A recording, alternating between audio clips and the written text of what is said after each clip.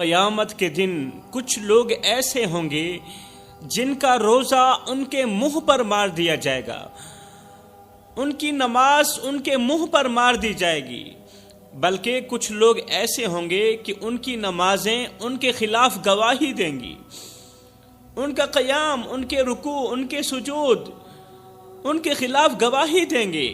میرے محترم بھائیو، سوچئے وہ لمحہ جب انسان اپنے ان اعمال کو نجات کا ذریعہ سمجھا ہوگا، لیکن وہی اعمال اللہ کے حضور اس کے خلاف گواہی دیں گے۔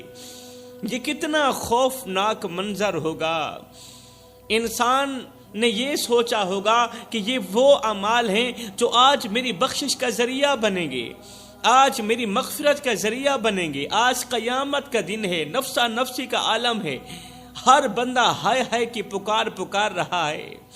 مگر سوچئے وہ لمحہ جب انسان اپنے ان اعمال کو نجات کا ذریعہ سمجھے گا، لیکن وہی اعمال اللہ کے حضور اس کے خلاف گواہی دیں گے، اس کی نماز اس کے خلاف گواہی دے گی، اس کا روزہ اس کے خلاف گواہی دے گا، اس کا ہر ایک چھوٹا بڑا عمل اس کے خلاف گواہی دے گا۔ یہ کتنا خوفناک منظر ہوگا، یہ کتنا خوفناک منظر ہوگا کہ ہم نے زندگی بھر روزے رکھے۔ بندہ سوچے گا اللہ میں نے زندگی بھر روزے رکھے، نمازیں پڑھی، نیکیاں کی، مگر وہ سب کچھ میرے خلاف ہو گیا۔ میرے محترم بھائیوں، آج کا بیان سننے کے بعد آپ کے دل کی دنیا ہل کر رہ جائے گی، کیونکہ یہ بیان ہر اس شخص کے لیے ایک سخت وارننگ ہے جو اپنے اعمال کو بہت کچھ سمجھ کر غافل ہو چکا ہے۔ اس لیے گزارش ہے کہ آج کا بیان ضرور سنیں اور دل کے کانوں سے سنیں۔ میرے محترم بھائیوں، قیامت کا دن ایسا ہولناک دن ہوگا کہ اس دن نہ ماں اپنے بچے کو پہچانے گی، نہ بہن اپنے بھائی کو یاد کرے گی، اور نہ دوست اپنے دوست کو دیکھے گا، کوئی کسی کا نہیں ہوگا۔ ہر شخص اپنی نجات کی فکر میں مبتلا ہوگا، ہر شخص اپنی مغفرت کی فکر میں مبتلا ہوگا، ہر آنکھ اشک بار ہوگی، ہر دل خوف سے کانپ رہا ہوگا۔ لیکن اس دن کچھ ایسے بد نصیب بھی ہوں گے جن کا روزہ ان کے منہ پر مار دیا جائے گا، جن کی نماز ان کے خلاف گواہی دے گی، جن کے نیک اعمال خود ان کے دشمن بن جائیں گے۔ بتاؤ ان کے پلے کچھ رہ جائے گا؟ اللہ رب العزت نے فرمایا جو میرے ذکر سے غافل ہوگا میں اس کی زندگی کو تنگ کر دوں گا۔ اللہ کا فرمان ہے میرے محترم بھائیوں، اللہ فرماتا ہے جو میرے ذکر سے غافل ہوگا میں اس کی دنیا بھی تنگ کر دوں گا، میں اس کی آخرت برباد کر دوں گا، اور قیامت کے دن اسے اندھا اٹھاؤں گا۔ اللہ اکبر! سوچنے کی بات ہے، کہیں ہماری نماز، ہمارا روزہ، ہماری نیکیاں بھی اس طرح ضائع ہونے والی تو نہیں ہے میرے محترم بھائیوں۔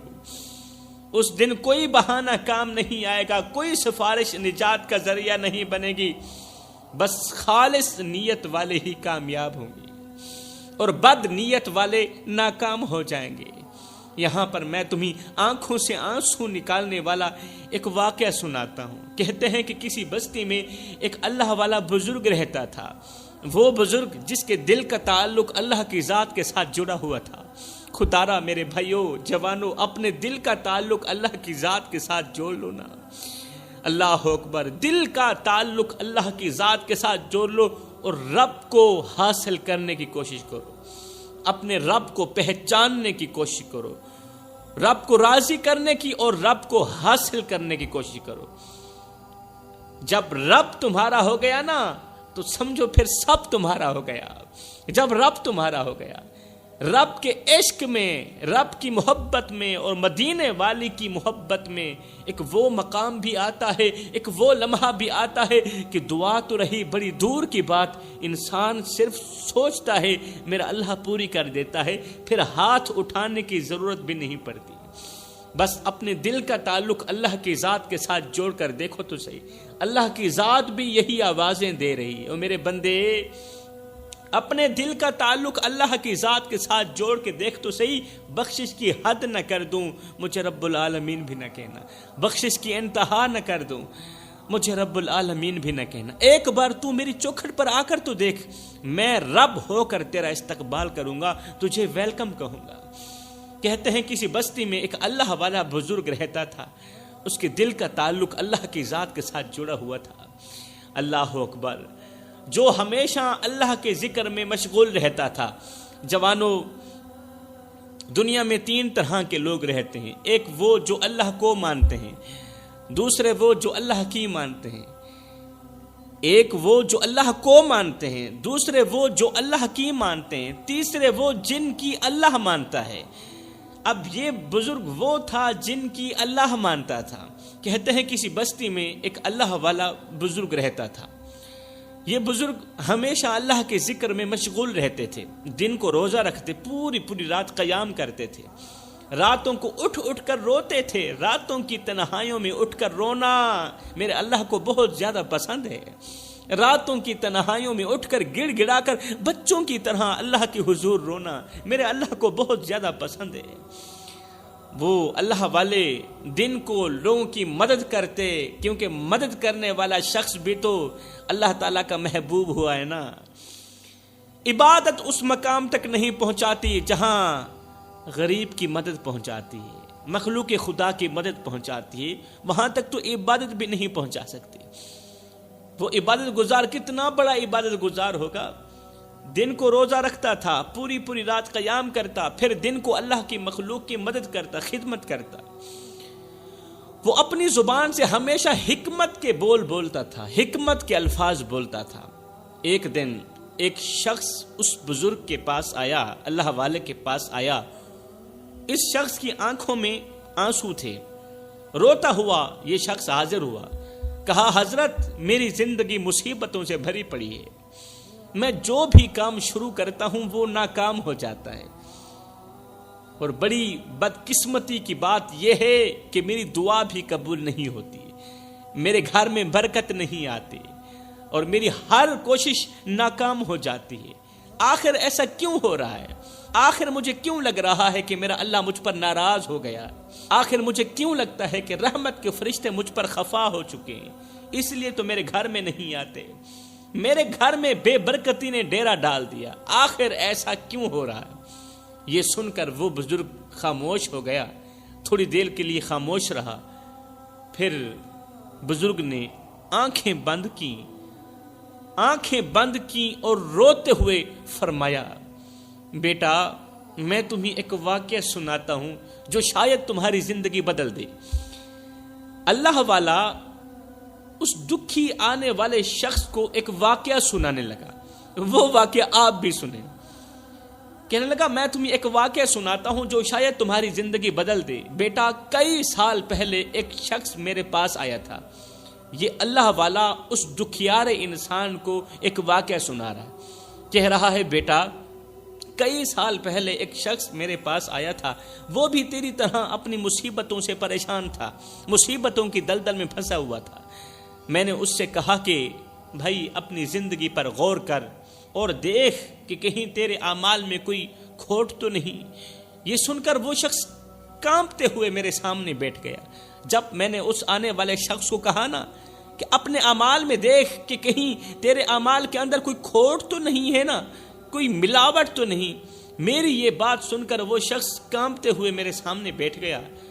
اب اس نے کہا کہ اے اللہ والے، ایک بار میں نے ایک یتیم بچے کا حق مارا تھا، میں نے اس کے والد کی وفات کے بعد اس کی جائیداد پر قبضہ کر لیا تھا۔ جب میں نے اس کے والد کی جائیداد پر قبضہ کر لیا تو وہ یتیم در در کی ٹھوکریں کھاتا رہا، لیکن میں نے اس کی ایک بھی نہ سنی۔ ہائے، یہ کہتے ہوئے بزرگ نے ایک سرد آہ بھری اور ساتھ ہی روتے ہوئے فرمایا، بیٹا وہ شخص جس نے یتیم کا حق مارا تھا وہ کوئی اور نہیں تھا بلکہ وہ میں ہی تھا۔ جب میں نے حرام مال کھایا، کسی کی پراپرٹی پر قبضہ جمایا، پھر کیا ہوا؟ میری دعائیں قبول ہونا بند ہو گئی، میرے گھر میں برکت ختم ہو گئی، میرے بچے بیمار رہنے لگے اور میری راتوں کی نیند اڑ گئی۔ میں نے توبہ بھی کی، صدقہ بھی دیا، مگر وہ اندھیری راتیں میرا پیچھا نہ چھوڑتی تھی. میں ہر وقت پریشان رہنے لگا. ہر وقت مجھے ایسا لگتا تھا کہ میں مصیبتوں کی دلدل میں پھنستا چلا جا رہا ہوں, پریشانیوں کی دلدل میں پھنستا چلا جا رہا ہوں. ہائے, یہ کہہ کر بزرگ پھوٹ پھوٹ کر رونے لگا. پھر فرمایا, پھر کیا ہوا؟ ایک دن میں اس یتیم بچے کو ڈھونڈنے کے لیے نکلا. جب مجھے ہوش آئی نا کہ میں کیا کر بیٹھا, جب سے میں نے اس یتیم بچے کا مال کھایا تھا, تب سے میں پریشانیوں کی دلدل میں پھنستا ہی چلا جا رہا ہوں, مصیبتوں کی دلدل میں پھنستا ہی چلا جا رہا ہوں. میں نے اس ایک یتیم بچے کو پریشان کیا, اللہ تعالیٰ نے میرے تمام بچوں کو بیماریوں کی دلدل میں پھنسا دیا. جب میری ہوش ٹھکانے پر آئی تو ایک دن اس یتیم بچے کو ڈھونڈنے کے لیے میں نکلا. کئی سال اس یتیم بچے کو ڈھونڈتا رہا. کئی سال کی تلاشی کے بعد آخر کار وہ مجھے ایک ویران سے کچے مکان میں مل ہی گیا. ویران سا مکان تھا اور کچا سا مکان تھا. کمزور سا بدن, آنکھوں میں آنسو اور چہرے پر پریشانی کے آثار تھے.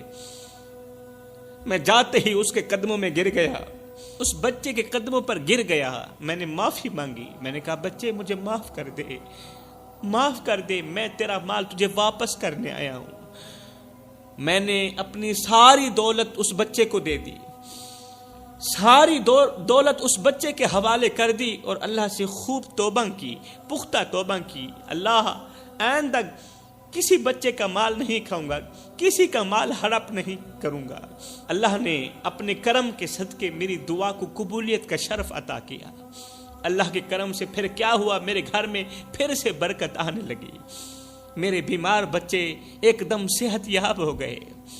جب میں نے حق والوں کو حق دیا نا, حق والوں کے سپرد ان کی امانت کی, پھر اچھے دن بھی آنے لگے اور میری راتیں سکون سے گزرنے لگی.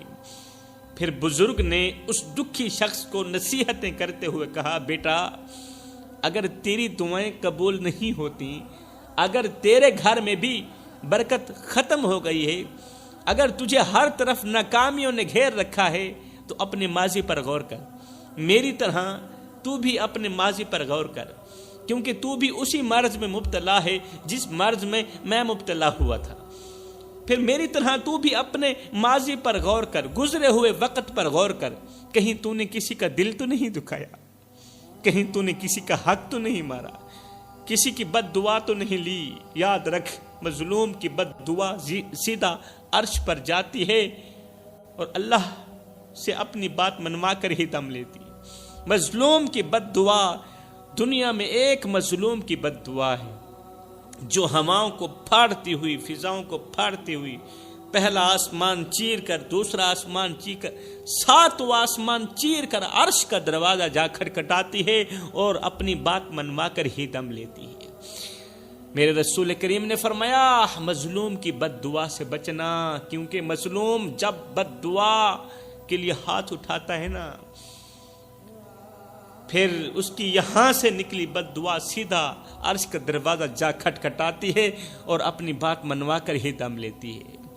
اگر ہو سکے تو مظلوم کی مدد کر کے مظلوم سے دعا ضرور لینا, بد دعا مت لینا. میرے محترم بھائیوں, اس واقعے میں ہمارے لیے بہت بڑا سبق چھپا ہے. اگر اللہ نے ہمیں عقل سلیم عطا کی ہے تو ہمارے لیے بہت بڑا سبق چھپا ہے اس واقعے کے اندر. اگر ہماری زندگی میں مشکلات ہیں, پریشانیاں ہیں, اگر ہماری دعائیں قبول نہیں ہوتی, اگر ہر طرف سے پریشانیوں نے ہمیں گھیرا ہوا ہے, تو اپنے اعمال پر غور کریں, اپنے ماضی پر غور کریں. شاید ہم نے کسی کا حق مارا ہو, کسی کی دل آزاری کی ہو, یا کسی مظلوم کا دل دکھایا ہو سکتا ہے. اگر دکھایا ہے تو ابھی بھی وقت ہے, جا کر ان سے معذرت کر لو, ان کا حق ان کے سپرد کر دو. اب بات کرتے ہیں کہ وہ کون سے 5 گنہگار لوگ ہیں جن کی قیامت کے دن عبادت ان کے منہ پر مار دی جائے گی. آخر وہ کون سے گناہ ہیں, آخر وہ لوگ کون سے گناہ کرتے ہیں جن کی وجہ سے ان کے روزے, نمازیں اور دیگر عبادات اللہ کے ہاں قبول نہیں ہوتی. فرمایا, پہلا شخص ریاکاری کرنے والا, وہ شخص جو دوسروں کو دکھانے کے لیے عبادت کرتا ہے. یہ وہ بد نصیب ہوتا ہے جو لوگوں کے سامنے بڑا پرہیزگار اور نیک بننے کی کوشش کرتا ہے, مگر حقیقت میں اس کا دل اللہ کے خوف سے بالکل خالی ہوتا ہے. وہ مسجد میں بڑے خشوع و خضوع کے ساتھ نماز پڑھتا ہے، لوگوں کے سامنے قرآن کی تلاوت کرتا ہے، صدقہ اور خیرات میں بڑھ چڑھ کر حصہ لیتا ہے، لیکن یہ سب کچھ اللہ کے لیے نہیں بلکہ لوگوں کو متاثر کرنے کے لیے کرتا ہے۔ اللہ نے قرآن پاک میں فرمایا بے شک منافق لوگ اللہ کو دھوکہ دینا چاہتے ہیں، حالانکہ اللہ انہی دھوکہ دینے والوں کو اچھی طرح جانتا ہے۔ یہ جو دھوکے باز فراڈیاں ہیں نا، 2 نمبر ہیں نا، جو اللہ کو بھی دھوکہ دینا چاہتے ہیں، اللہ ان دھوکہ دینے والوں کو اچھی طرح جانتا ہے، ان کی اوقات سے اچھی طرح واقف ہے۔ اور جب وہ نماز کو کھڑے ہوتے ہیں یہ دھوکے باز، تو کاہلی کے ساتھ کھڑے ہوتے ہیں، کاہلی کے ساتھ، سستی کے ساتھ کھڑے ہوتے ہیں، لوگوں کو دکھانے کے لیے نماز پڑھتے ہیں، لوگوں کو دکھانے کے لیے قیام، رکوع و سجود کرتے ہیں، اور اللہ کو بہت کم یاد کرتے ہیں۔ حقیقت تو یہ ہے میرے محترم بھائیو، سوچنے کی بات ہے کہ اگر ہماری عبادت میں خلوص نہ ہو، ہماری نماز میں خلوص نہ ہو، اگر ہم اللہ کو خوش کرنے کے بجائے لوگوں کی تعریف کے طلبگار ہوں، تو ہماری یہ عبادت ہمارے لیے بوجھ بن جائے گی، بوجھ بن جائے گی۔ اللہ ایسی عبادت کو قبول نہیں کرے گا۔ قیامت کے دن یہ عبادت ہمارے منہ پر مار دی جائے گی۔ میرے رسول کریم نے فرمایا قیامت کے دن سب سے پہلے جس شخص کا حساب ہوگا نا، وہ وہی شخص ہوگا جس نے لوگوں کو دکھانے کے لیے عبادت کی ہوگی۔ سب سے پہلے اس شخص کا حساب ہوگا۔ اللہ فرمائے گا جا، جس کے لیے تو نے عبادت کی تھی اس کے پاس جا اور اپنی جزا لے، میرے پاس کوئی جزا نہیں۔ آج ہی اپنے دل کا جائزہ لے، کہیں ہماری نماز لوگوں کو متاثر کرنے کے لیے تو نہیں، کہیں ہمارا روزہ لوگوں کو متاثر کرنے کے لیے تو نہیں، کہیں ہمارا صدقہ اس لیے تو نہیں کہ لوگ ہمیں سخی کہیں، ہمارا صدقہ کہیں اس لیے تو نہیں کہ لوگ ہمیں سخی کہیں، کہیں ہمارا قرآن پڑھنا دکھاوے کے لیے تو نہیں۔ اگر ایسا ہے تو یاد رکھیں قیامت کے دن وہی اعمال ہمارے منہ پر دہ مارے جائیں گے جو ہم لوگوں کو دکھانے کے لیے کرتے تھے۔ اب میں دوسرے شخص کے بارے میں بتاتا ہوں جس کی عبادت قیامت کے دن اس کے منہ پر مار دی جائے گی، اللہ قبول نہیں کرے گا۔ یہ وہ شخص ہوگا جو اپنے ماں باپ کو دکھ دیتا ہو، ماں باپ کو درد دیتا ہوگا۔ قیامت کے دن ماں باپ کو دکھ دینے والے شخص کی عبادت اس کے منہ پر مار دی جائے گی، اللہ قبول نہیں کرے گا۔ اللہ کو ایسی نماز کی ضرورت ہی نہیں ہے، ایسی عبادت کی ضرورت ہی نہیں، کیونکہ اس نے اپنی ماں اور باپ کی خدمت کرنے کے بجائے انہیں تکلیف پہنچائی، باپ کی عزت والی پگڑی خاک میں ملائی۔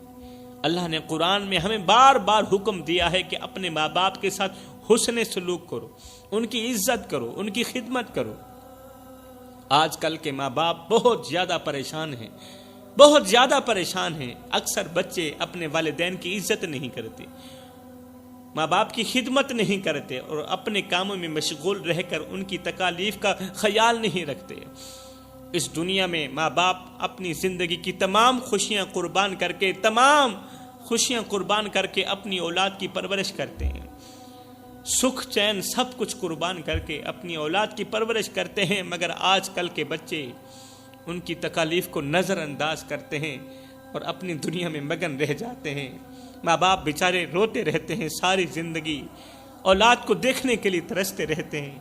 آج باپ کے کان بیٹے کی آواز سننے کے لیے ترس رہے ہیں، باپ کی آنکھیں بیٹے کو دیکھنے کے لیے ترس رہی ہیں، لیکن بیٹے کو ابھی تک بھی شرم نہیں آئی۔ ایک کڑوی حقیقت یہ ہے کہ ہم میں سے اکثر لوگ اپنے عبادات میں اتنے غافل ہیں کہ ہم سمجھتے ہیں کہ روزے، نمازیں اور صدقات ہی ہمیں اللہ کے ہاں کامیاب بنا دیں۔ یہ ہماری غلط سوچ ہے۔ روزے، نمازیں اللہ کے ہاں کامیاب نہیں بنائیں گی، یہ تو ہمارے اوپر فرض ہے، ہم نے ہر حال میں نماز پڑھنی ہے، لیکن حقیقت یہ ہے کہ جب تک ہم اپنے گناہوں، ظلم اور بدکاری سے توبہ نہیں کرتے، ہمارے عبادات ہمیں کوئی فائدہ نہیں پہنچا سکتی۔ ہم اپنے ماں باپ، بہن بھائیوں اور دوسروں کے حقوق کی پامالی کرتے ہیں، ان کے ساتھ برے سلوک کرتے ہیں، پھر بھی سوچتے ہیں کہ اللہ ہماری عبادات کو قبول کرے گا۔ ظلم ایک ایسی بیماری ہے جو نہ صرف انسان کی روح کو تباہ کرتی ہے بلکہ اس کے معاشرتی رشتہ اور امن کو بھی نقصان پہنچاتی ہے۔